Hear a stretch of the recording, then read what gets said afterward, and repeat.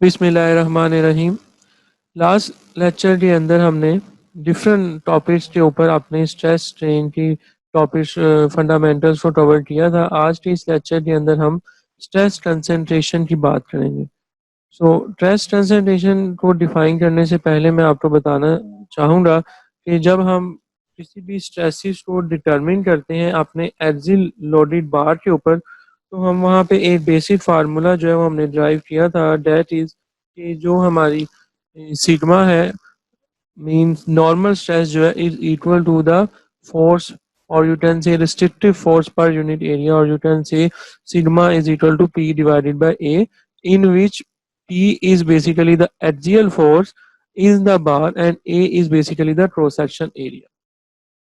यहाँ तक हम अभी पीछे सारा पढ़ कर आए हैं।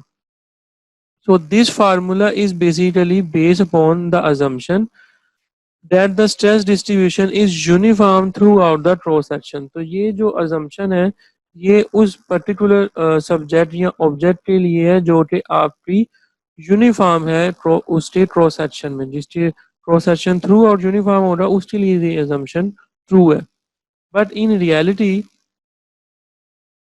you have often a bar like holes, grooves, notches, keyways, shoulders, threads, and some other abrupt changes in the geometry that create the dispersion in the otherwise uniform stress pattern।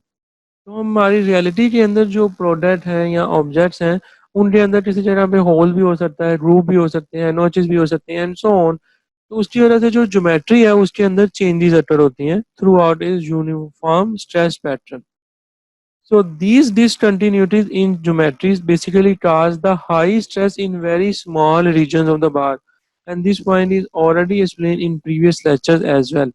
So and these high stresses are known as the stress concentration। तो जिस particular point के ऊपर जब आपका radius जो है और you can say जो आपका region है बार का वो small हो जाएगा, वहाँ पे आपकी stress concentration जो है वो ज़्यादा हो रही, मतलब वहाँ पे ज़्यादा स्ट्रेसेस अकर हो रही। तो इस जो फिनोमेना है इसको हम स्ट्रेस कंसंट्रेशन का नाम देते हैं। And these discontinuities themselves are known as the stress raisers. और ये जो डिसकंटिन्यूटीज होती हैं आपके ऑब्जेक्ट में या प्रोडक्ट के अंदर, उसकी थ्रू आपकी जो स्ट्रेस है वो राइज हो जाती है। So stress concentration also appear at the point of loading। तो स्ट्रेस कंसंट्रेशन जो बेसिकली आपकी at the point of loading भी अटर होती है। Like for instance you can से load may be up at over a very small area that can be produce the high stresses in the region around its point of application। तो वैसा वो point जिसके ऊपर आप load apply कर रहे हैं तो उसके वेरी स्मॉल एरिया के ऊपर भी स्ट्रेस कंसंट्रेशन जो है वो ज़्यादा हो सकती है। ठीक है। So an example is let say we apply load to a pin connection where the load is applied over the bearing area of the pin. अगर आप लेट से किसी पिन के कनेक्शन के ऊपर लोड अप्लाई करते हैं तो वो लोड जो है बेसिकली अप्लाइड हो रहा over the bearing area of the pin. तो जो पिन का एरिया है उसके अलोन जो आपका बेरिंग है वो लोड उसके ऊपर अप्लाई हो रहा। लेट्स से मेरे पास एक एक्सियल लोडेड बीम है और इसके मैं बहुत सारी टेंशन की फोर्स अप्लाई कर रहा हूँ, that is P is equal to N। और मीन जो फोर्स है आपकी वो बराबर है ना नॉर्मल, ये हम पहले कवर कर चुके हैं टॉपिक। और इस बॉडी के अंदर लेट्स से कि मेरे पास होल्स हैं और ग्रूव्स हैं, और एट सम डिस्टेंस जो पॉइंट है मेरे पास वो W है। सो एक this axial loaded beam could be a rectangular और the circular cross section bar. So we know that sigma is basically is equal to the N over A। So its lateral dimension, if it's a rectangular, then it will be a width W और thickness T। अगर तो ये जो मेरे पास loaded beam है वो rectangular हो रहा है तो इसकी जो डिमेंशन है वो मेरे पास width और thickness T हो रही। अदरवाइज राउंड की सूरत में मेरे पास डायमीटर D हो रहा। So we had assumed at this point that the stress was uniform, but it is uniform at this distance W or the largest lateral dimension. Maybe it's D for the round member for the concentrated load। तो इस particular point का मतलब ये है कि जब आप अपनी स्ट्रेस को अप्लाई करते हैं किसी पर्टिकुलर पॉइंट के ऊपर, तो हमने जो अजम्पशन बनाई थी कि स्ट्रेस जो है वो आपकी यूनिफॉर्म हो रही, वो यूनिफॉर्म हो रही लेकिन किसी एक पर्टिकुलर डिस्टेंस तक हो रही जिसको हम डब्ल्यू का नाम दे रहे हैं। अदर और यू कैन से एनी लार्जेस्ट लेटरल डिमेंशन। और अगर तो ये जो एक्सियली लोडेड बीम है वो राउंड हो रहा है तो वो किसी डी डिस्टेंस तक जो है वो आपका यूनिफॉर्म होगा। सो इट मीन्स कि व्हेन जब आप लोडिंग अप्लाई करते हैं at any point on a body, it tends to create a stress distribution within the body that becomes more uniformly distributed at regions removed from the point of application of load। तो ऐसे point जिसके ऊपर आपके load apply नहीं हो रहे वहां पे स्ट्रेस डिस्ट्रीब्यूशन ज्यादा यूनिफॉर्मली शो हो रही as compare to that point जहां पे आपकी बॉडी के ऊपर स्ट्रेसेस अप्लाई हो रही। So this is called saint Venant principle. It's basically French mathematician, and it holds true for most of the linear elastic bodies. So this principle is hold for the most linear elastic bodies. So we can explain this above points in the form of graphical manner. Let's say कि ये मेरे पास एक subject है जिसको मैं study कर रहा हूँ। तो ये वाला ऑब्जेक्ट जो है मतलब यह सब्जेक्ट यू कैन से मेरे पास फिक्स है। So locate the this so you can locate the distorts line located near the spot. तो ये स्पॉट के ऊपर जो देखे हैं लाइन आपने देखे डिसऑर्टेड है, ठीक है। सिमिलरली जब जिस पॉइंट के ऊपर आप लोड अप्लाई कर रहे हैं वहां पे भी लाइंस आपकी डिसऑर्टेड है। और at point B C and D आपको यहाँ पे फिगर्स दिखाई हुई हैं। एट पॉइंट बी जो है सॉरी ए जो है वो आपका इस लोड के बिल्कुल करीब है। तो यहाँ पे जो स्ट्रेस डिस्ट्रीब्यूशन है वो आप देखें कुछ इस तरह से है। सिमिलरली जब आप बी पे जाएंगे तो वो और मतलब नॉर्मलाइज होने की कोशिश करेगी और एट सी के ऊपर ये थ्रू आउट नॉर्मल हो जाएगी स्ट्रेस डिस्ट्रीब्यूशन। और if you can apply the both side of force, अगर आप दो फोर्सेस इक्वल अप्लाई कर रहे हैं हाफ इस साइड पर हाफ इस साइड पर, तो देन आपकी भी अगेन जो डिस्ट्रीब्यूशन है वो कांस्टेंट ही होगी मतलब एवरेज होगी। तो ये बहुत इंपॉर्टेंट टर्म है जो कि saint vent saint sorry Venant principle जो है या सेंट विनाट ने डिस्क्राइब किया था इस टर्म को। So the in this above conclusion जो हमने अबव ऊपर डिस्क्राइब की है इससे हम ये निकालेंगे कि जो रेशो है आपकी maximum stress to the average stress is called stress concentration factor. तो जो आपकी maximum stress to average stress की रेशो होती है उसको हम K के साथ डोनेट करते हैं जो कि बेसिकली स्ट्रेस कंसंट्रेशन फैक्टर है। So remember in this case sigma average is equal to the k times n over a। और ये सिग्मा एवरेज है तो ये k तो हम मल्टीप्लाई कर देंगे अब सिग्मा एवरेज से, तो सिग्मा एवरेज यहाँ पे आ जाएगा और सिग्मा मैक्स यहाँ पे रहेगा। और सिग्मा एवरेज जो है वो हमें पता है कि n ओवर a के बराबर है जैसा हम पहले ड्राइव कर चुके हैं। But make sure this a is based on the gross और नेट क्रॉस सेक्शन एरिया। ये जो a है ये ग्रॉस और नेट क्रॉस सेक्शन एरिया के ऊपर बेस्ड आ रहा होगा। ओके, तो अब हम एक एग्जांपल करते हैं एक एक्सियल लोडेड बार जिसके अंदर एक होल है और इस होल का डायमीटर डी है और इसकी जो विड्थ है वो डब्ल्यू है और जो सिग्मा जो फोर्स अप्लाई हो रही है that is equal to N over A. So now you can see कि जब हम इसके ऊपर फोर्सेस अप्लाई करेंगे तो यहाँ पे आपको इन राउंड के करीब जो है स्ट्रेस कंसंट्रेशन ज्यादा नजर आ रही है लाइक दिस। सो अगर आप इसको कट करते हैं along up to this point then you will see कि जो आपके पास इन राउंड्स के एजेस हैं यहाँ पे आपके पास मैक्सिमम स्ट्रेस कंसंट्रेशन है। तो जहाँ पे आपका एरिया मतलब जो आपका स्मॉल ऑर्डर एरिया वहाँ पे जाके आपकी स्ट्रेस कंसंट्रेशन ज़्यादा होती है जैसा मैंने अभी एक्सप्लेन किया। सो के जो है वो हमारे पास जो मैयर किया जाएगा फैक्टर के कंसंट्रेशन फैक्टर वो आपका ग्राफ से मैयर किया जाता है और ये ग्राफ डिफरेंट ऑब्जेक्ट्स के हिसाब से डिफरेंट होने। तो ये जो ग्राफ है वो rectangle with hole you can say उसके लिए है और ये मेरे पास इसकी रेशो है डी बाई डब्ल्यू के। और यहाँ से हम एक वैल्यू जो लेट्स से अगर रेशो की वैल्यू यहाँ पे आती है 0.1 इसको हम up to this point drag करते हुए यहाँ से वैल्यू उसकी मेजर कर लेंगे ग्राफ से। लेट्स से ये मेरे पास अगर 2.5 है तो ये आपके पास इस तरीके से के जो कंसंट्रेशन फैक्टर है के टी उसकी वैल्यू आ जाएगी। So kg क्या है? kg basically based on the gross area. So you can solve this problem by two methods. आप इसको दो मेथड के थ्रू सोल्व कर सकते हैं। पहला मेथड है base on the gross area and second one is the base on the net area. तो मैं दोनों मेथड से आपको सोल्व करके दिखाऊंगा, आपके ऊपर है, आप जो सा मर्जी मेथड जो आपको बेहतर लगे वो आप यूज कर सकते हैं। So kg is basically equal to the kt times w divided by w minus d. So area जो है आपके पास के जी के लिए जो आपके पास ग्रोस एरिया होगा वो आएगा A G is equal to T times W. और for base on the net area you have to minus the w minus d times the t and then you will come up with at for the net area। और ये मेरे पास gross area है। ठीक है, तो ये हमने important terms drive कर ली। अब हम इनकी एग्जांपल करते हैं विद नंबर्स।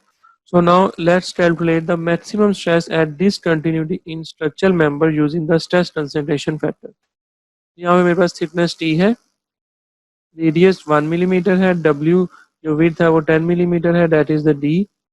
और नॉर्मल फोर्स जो है अप्लाई हो रही है that is equal to 200 megapascal और you can say 0.2 kilo newton times पर millimetre square times the tension, क्योंकि यहाँ टेंशन की फोर्स अप्लाई हो रही है। तो अब हम इसको सोल्व करते हैं इस प्रॉब्लम को। सबसे पहले हमें यहाँ पे जो फोर्सेस जो इम्पोर्टेंट पॉइंट्स ड्राइव करने हैं पहले वो निकाल लेते हैं। दैट इज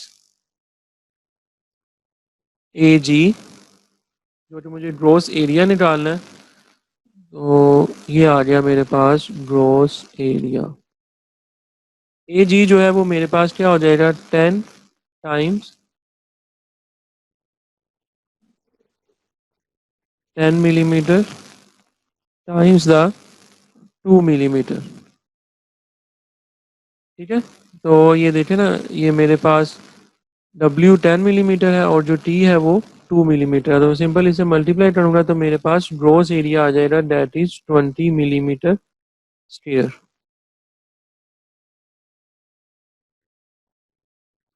अब मैं यहाँ पे नॉर्मल फोर्स निकालूंगा that is sigma times A. हमें पता है यहाँ पे sigma is equal to N over A, तो मुझे यहाँ पे एन कैलकुलेट करना है। सिग्मा हमें मालूम है और एरिया भी हमें पता है। सो मैं सिंपल इसके अंदर वैल्यूज को प्लग इन करूंगा दैट इज 0.2 किलो न्यूटन पर मिलीमीटर स्क्वायर टाइम्स जो एरिया हमने भी कैलकुलेट किया that is 20 millimetre square.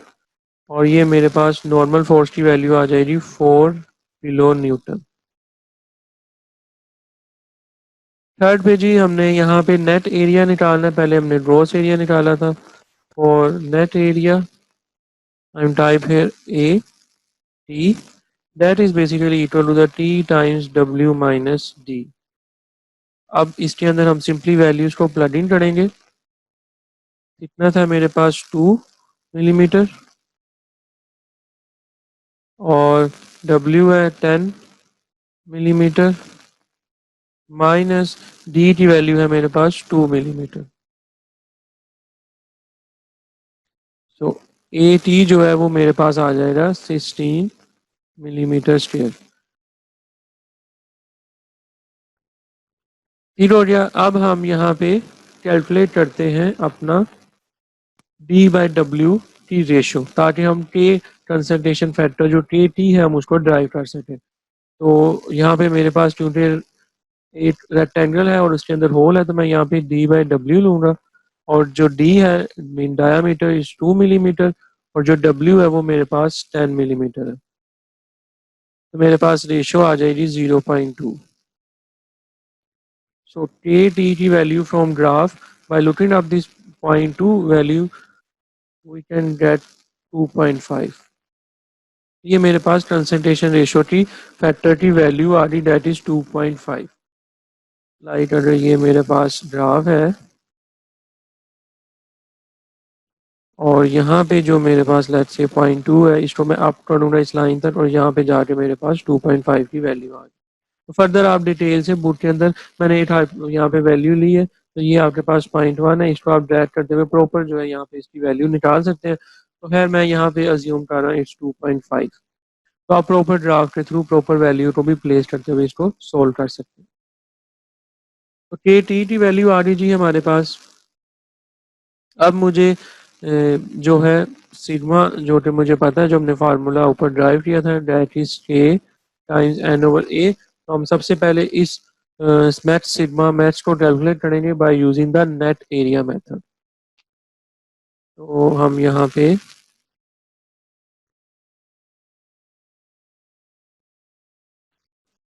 Net area method की मदद से इसको कैलकुलेट कर लेते हैं। So sigma max is basically equal to the K T times N over A T, क्योंकि हम नेट एरिया मेथड के थ्रू इसको सोल्व कर रहे हैं। तो के टी की वैल्यू हमने भी निकाली, डेट इज 2.5। एन जो हमने नॉर्मल फोर्स कैलकुलेट की थी, डेट इज 4 किलो न्यूटन। और ए टी जो एरिया है वो हमारे पास 16 मिलीमीटर स्क्वायर है। तो after solving these terms you come up with sigma max equal to 0.625 kilo newton per millimeter square, or this force applied in the tension direction, or you can say sigma max is equal to 625 megapascal in the tension direction.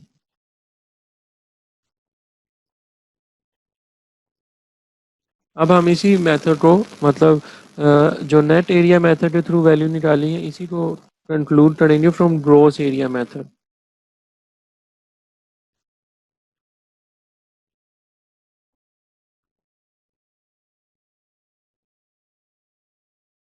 So from gross area method हमें इसका formula जो है वो पता है, that is sigma max time जो हमने अभी के जी एन ए। तो यहाँ पे मेरे पास सिग्मा मैक्स इक्वल होगा के जी के, और साथ मल्टीप्लाई होगा एन ओवर ए जी के। तो जब हम ग्रोस मेथड ले रहे हैं तब हमें यहाँ पे के जी निकालना पड़ेगा। तो के जी के लिए मैंने आपको फार्मूला बताया था, डेट इज के जी इज इक्वल टू द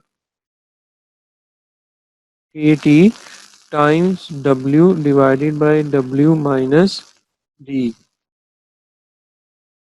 अब आप इसमें वैल्यूज को प्लग इन करें, डेट इज 2.5 टाइम्स डब्ल्यू मेरे पास है 10, W again 10 minus 2, then we come up with 3.125. This is the ratio for the gross area method. So simply plug in this ratio into this point, so I can come up with sigma max is equal to kg is 3.125 and is the 4 kilonewton, and area is 20 for gross area 20 millimeter square, and the answer is again same 0.625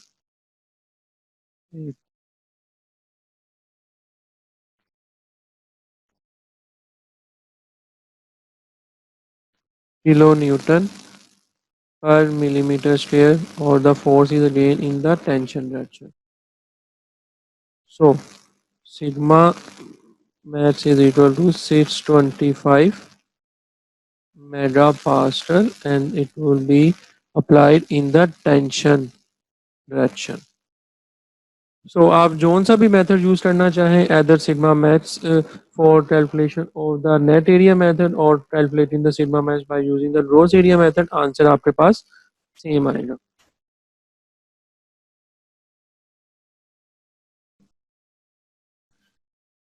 तो चलें अब हम देखते हैं important point stress concentration को हम study क्यों करते हैं। तो बेसिकली जो स्ट्रेस कंसंट्रेशन है वो अटर होती है एट सेक्शंस,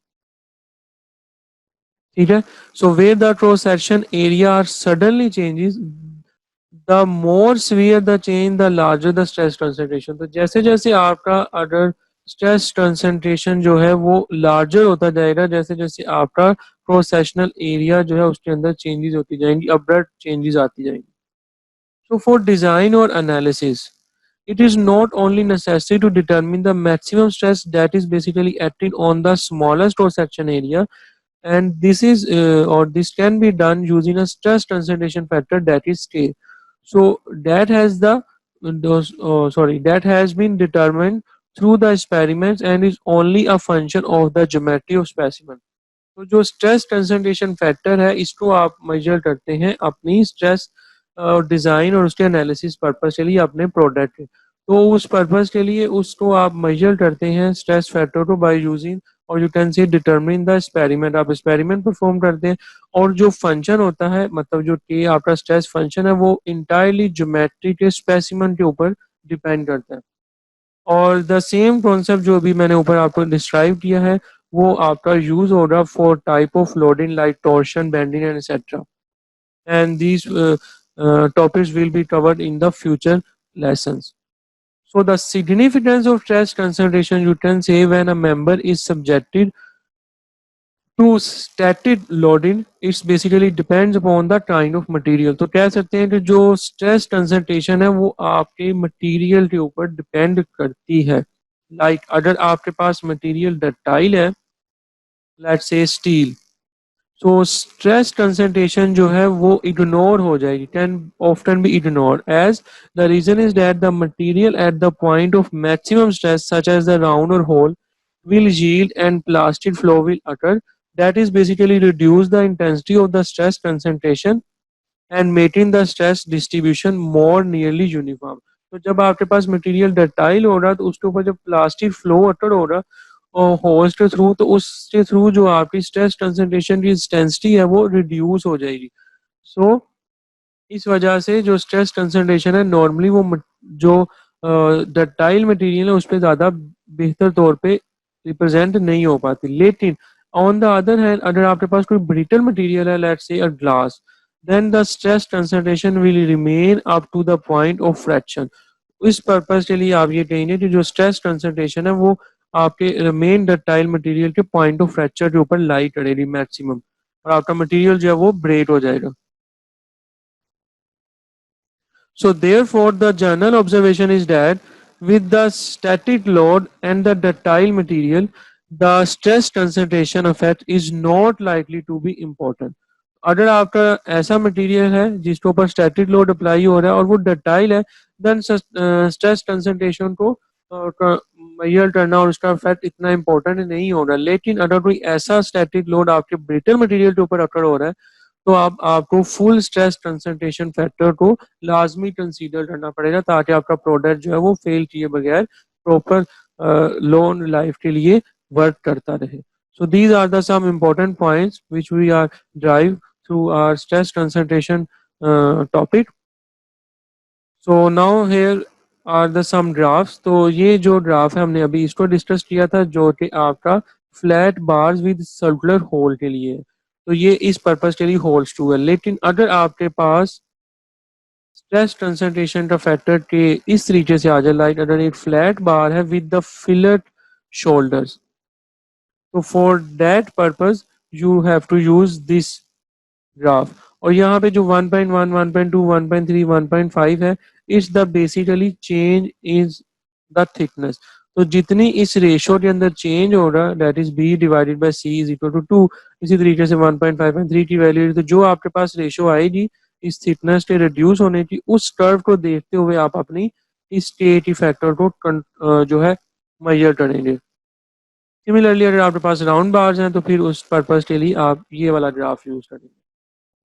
और ये जो आर्क है रेड कलर की, इसको आप इस तरीके से कैलकुलेट कर लेंगे D2/D1, तो D2 लार्जर डायामीटर और D1 स्मॉलर डायामीटर। और ये जो डॉटेड लाइन है ये बेसिकली रिप्रेजेंट आ रही है full quarter circle with the figure, similarly in the above graph as well. Alright, so now let's discuss another example. So मेरे पास अब एक स्टेप बार है जिसका रेडियस मतलब सॉरी होल जो है उसकी width b is equal to 6 inches है और जो c है वो 4 इंचज है और जो थिकनेस है वो 3/4 इंचज है मेरे पास। So the fillet have radii equal to 1 inches and the hole has the diameter of 1.25 inches. So we also know the ultimate strength of the bars is 40 ksi, or the factor of safety is 2.8 is required. So what is the maximum allowable tensile load, that is P max. तो हमें यहाँ पे अब इस question के अंदर P max calculate करना है जो आपका यहाँ पे अटर हो रहा है। ऊपर जो हमने ड्राइव किया था उसके अंदर हमने स्ट्रेस जो है वो निकाली थी। तो अब आप ये कैसे निकालेंगे इसके लिए मैं आपको अब बताता हूँ कि आप क्या करेंगे। हमें पता है कि स्ट्रेस जो है मीन जो K है मेरे पास is equal to the sigma max divided by sigma average, और you can say sigma normal, एक ही बात है। तो जब आप इसको ड्राइव करेंगे इक्वेशन के ऊपर, मतलब जब वैल्यूज को प्लग इन करेंगे तो हमें पता है लेट्स से कि जो सिग्मा वन है वो मेरे पास नॉर्मल स्ट्रेस है जो कि मेरे पास P divided by B minus D T. तो मैं यहाँ पे नेट एरिया मेथड जो है वो इसके लिए यूज कर रहा हूँ। पहले हम इस राउंड जो फ्लैट बार है जिसके अंदर होल्स है इसको हम देखेंगे। तो यहाँ पे सिग्मा वन जो है मेरे पास P mean the force divided by the area that is B minus D times T, ये मेरे पास नेट एरिया है। तो मैं नेट जो एरिया का मेथड है उसको यूज कर रहा हूँ। तो एक इम्पोर्टेंट पॉइंट मैं यहाँ पे आपको बता दूं कि यहाँ पे जो सिग्मा मैक्स है मेरे पास इसको मैं अलोएबल स्ट्रेस कह रहा हूँ।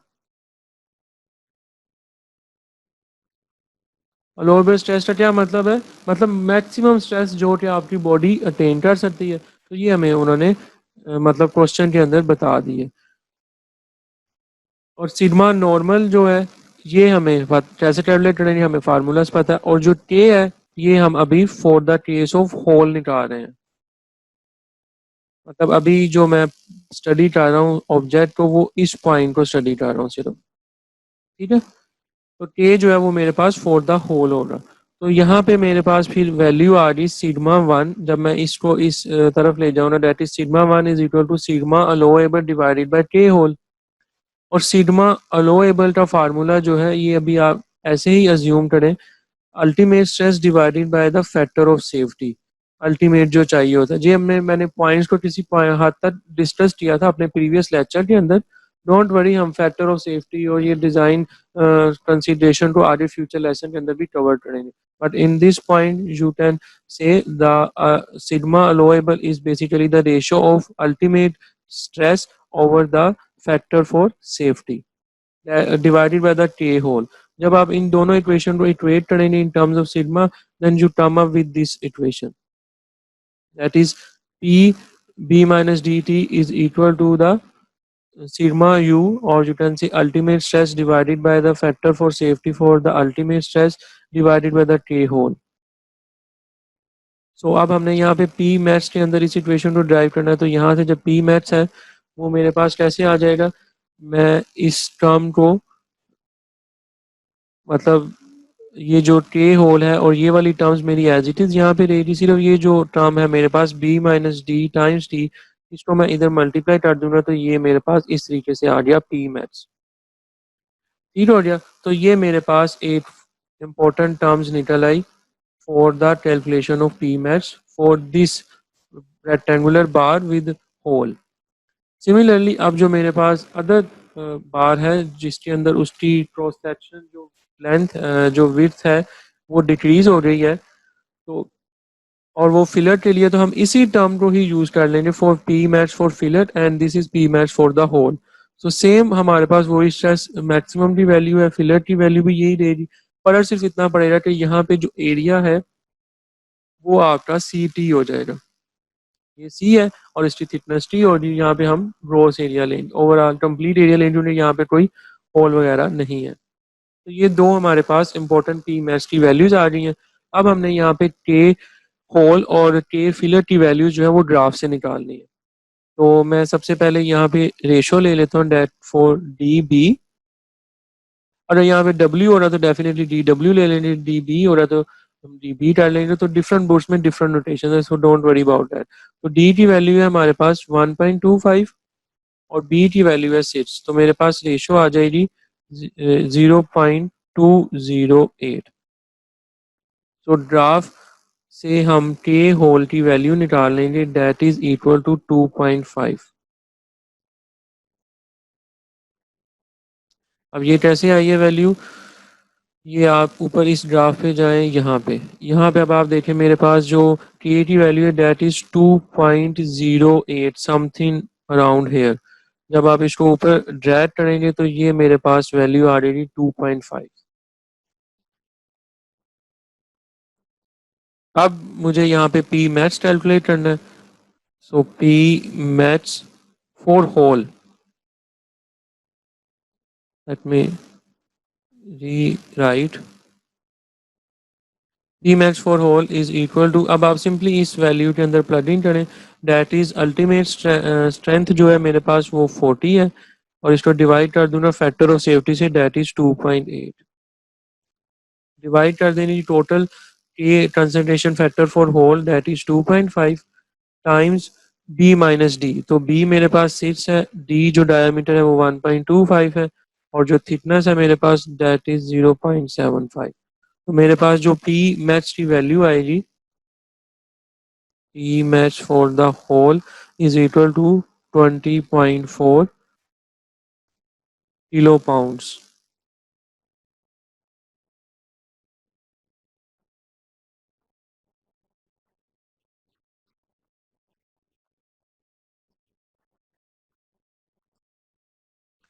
ठीक है, तो ये मेरे पास पी मैच आ गया। तो अब मुझे second P max for the filler निकालना है। तो मैं यहाँ पे अगेन अब सबसे पहले रेशो जो है वो निकाल लूँगा, दैट इज के फॉर फिलट।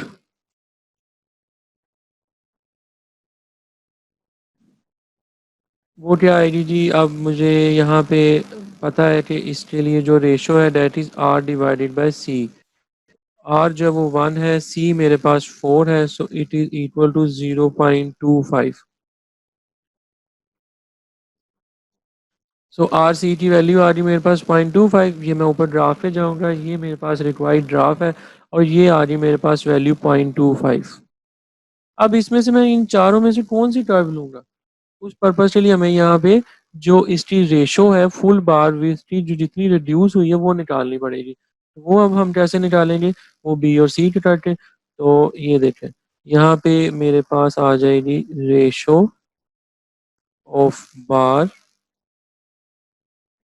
फुल विड्थ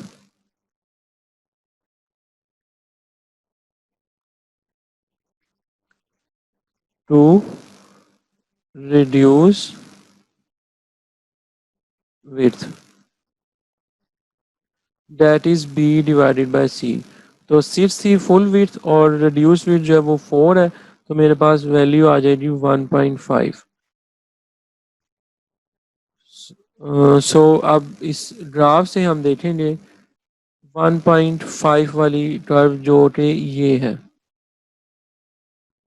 तो यहाँ से मेरे पास के की जो है वैल्यू आ जाएगी डेट इज 1.75। ठीक हो गया, तो मैं यहाँ पे के फॉर फिलर जो है वो ले लूँगा, डेट इज 1.75। अब हम सिंपली फार्मूले के अंदर वैल्यूज को प्लग इन करते हैं, that is P max for fillet F, और सिंपली यहाँ पे 40 डिवाइडेड बाय 1.75, और इसको मैंने यहाँ से कंसंट्रेशन जो मेरे पास सेफ्टी फैक्टर है 2.8, इससे डिवाइड भी करूँगा, मल्टीप्लाई कर दूंगा 4 टाइम्स 0.75। तो P max for the filler जो है वो मेरे पास आ जाएगा 24.5 किलो पाउंड्स।